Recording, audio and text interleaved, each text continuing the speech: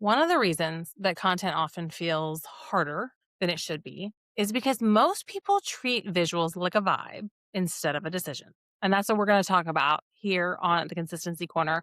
Welcome back, friends, to another episode. I'm really excited to dig into this today because when we talk about the mental load of marketing, the decisions we need to make around visuals are deeper than you might think. So, you're going to create a post and you might open Instagram or you might open Canva and you're thinking to yourself, "Ugh, do I need to be on video more? Should this be more polished? Why does this look good for everybody else, but not for me?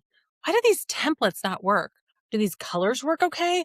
What about fonts?" And that's just design choices. And suddenly, every post might be requiring a mini identity crisis. And even if you have a professionally designed brand portfolio, like visual brand visuals, there's still a lot of decisions to be made. And this episode exists because I see this all the time, especially with capable, experienced founders who know what they're doing, but they still feel friction when it comes to content. They feel like if somebody else is supporting them with content, they constantly have to edit. They feel like if they're creating their own content, it's a slog or a grind. And it's not because they lack creativity, because they don't get branding, but because visual preference hasn't yet been clearly decided. And undecided things create mental load. So today we're going to talk about how to make those decisions on purpose so content stops feeling like guesswork. I want to be really clear on this. When we work with clients one-on-one, this is not something we skip.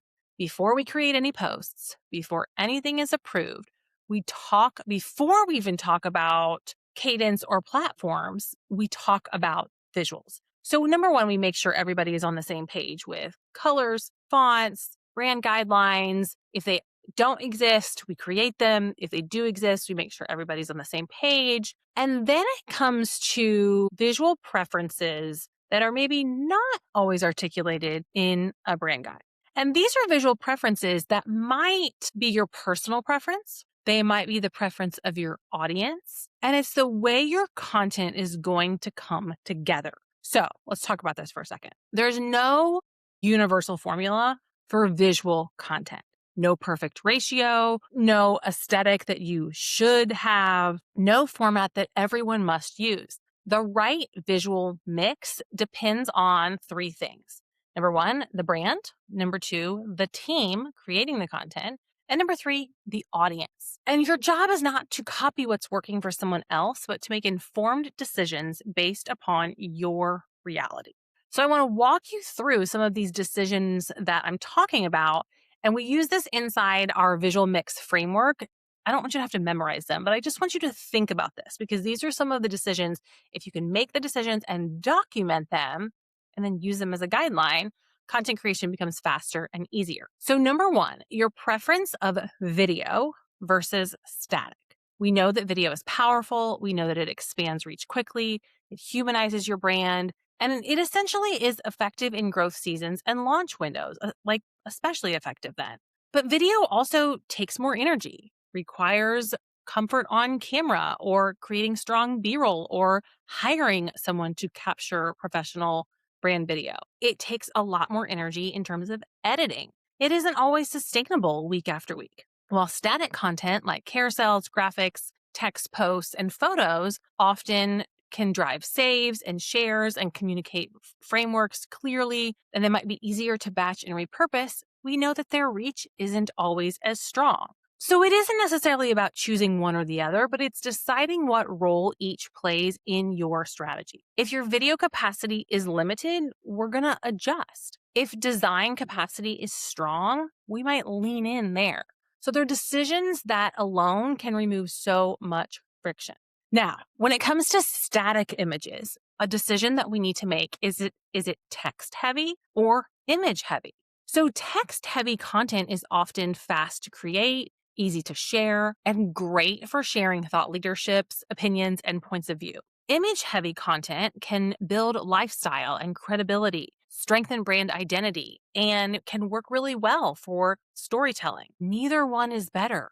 But when you don't decide which one you want to lean into, or if you want an even mix of the two, you can feel scattered when making design decisions and doing content creation. A founder-led brand can sometimes lean more text heavy for authenticity. A product or luxury brand might lean more image heavy for trust. Again, clarity and making this decision removes guesswork. And it's not always about your personal preference. Remember, we talked about what does the audience respond to and what does your team have access to. If you want image heavy visuals, but you don't have a library of images, well, then we have a problem, right? If you want text heavy content, but you don't have anything to say, well, then we have a problem. So again, all of this kind of guides the content decisions before we sit down to actually create. Now, here's another tension point that I often see, and this is the decision in polished versus raw. Polished content can signal professionalism, it can elevate perceived value, while raw content feels more human. It can drive DMs and shares and builds connection faster in an AI saturated world. Right now, raw content is outperforming overly polished content because it feels real. But that doesn't mean polish disappears. It means we decide when to use each instead of just defaulting to trends. And we decide what level of polish is important for the brand, what level of raw is appropriate for the brand. They're decisions that we make with our clients ahead of time so that when they go to get a batch of content for approval, it's like, yep, we're on the same page. Everybody knows what we're looking for here. And they are decisions that have to be made up front. But they're decisions that when we make them up front, we don't have to make them over and over and over again. If you've ever worked with a team, VA, or an agency, or even an internal partner, and you felt like you couldn't articulate what you actually wanted, things maybe looked fine, but it just wasn't quite right. And the feedback loops dragged on forever. This might be why. The problem wasn't your taste, but it was the absence of a shared framework. Once visual preferences are decided and documented, content creation gets lighter, approvals get faster, and trust improves. So, we talked a little bit about AI, but I want to dig into this a little bit more. We are surrounded by AI-generated content, clean captions, formulaic captions, perfectly formatted posts, endless ideas, frameworks, and visuals that technically check all the boxes. But the problem isn't that the AI content is bad, it's that it's freaking everywhere, which means sameness is easier than ever. In an attention economy like this, what actually helps a brand stand out isn't just volume, but it's authenticity and recognizability. And that's where a defined visual strategy can become a differentiator instead of a nice to have. When your visuals are decided on purpose, whether that's a clear mix of formats, tone, polish, presence, and even vibe, your content feels consistent without feeling manufactured. It feels human, not because it's messy or overproduced or underproduced. It's aligned. And alignment is what authenticity actually is going to look like in 2026. Authenticity isn't oversharing. It's knowing who you are and coherently sharing the important details. When your visuals match how you lead, how you think, how your brand shows up in the world, when that's in place, your content doesn't have to fight for attention. It can become familiar, and familiarity builds trust. This is why we don't leave visual decisions to chance, and why in a world full of AI-generated noise, clarity is the thing that cuts through. We've talked a few times on the podcast this month about the Strategy Studio, which is opening in February. And inside our Cornerstone strategy, we dig into these decisions, these visual decisions in detail. But we'll also be leading our Strategy Studio members through this decision-making process.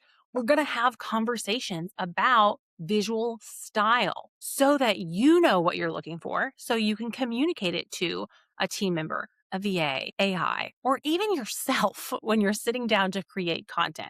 And inside the Strategy Studio, you'll have access to tools like Clarity GPT, which acts like a thinking partner for brand and messaging decisions, and future tools that are in development like Strategy GPT, which will help guide decisions like visual mix, taking into account your audience, your brand, your business goals, and your team. These containers for decision making are there so that everything doesn't have to live in your head.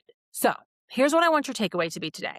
If content creation feels harder than it should be, there's a good chance that visual preferences have not yet been decided.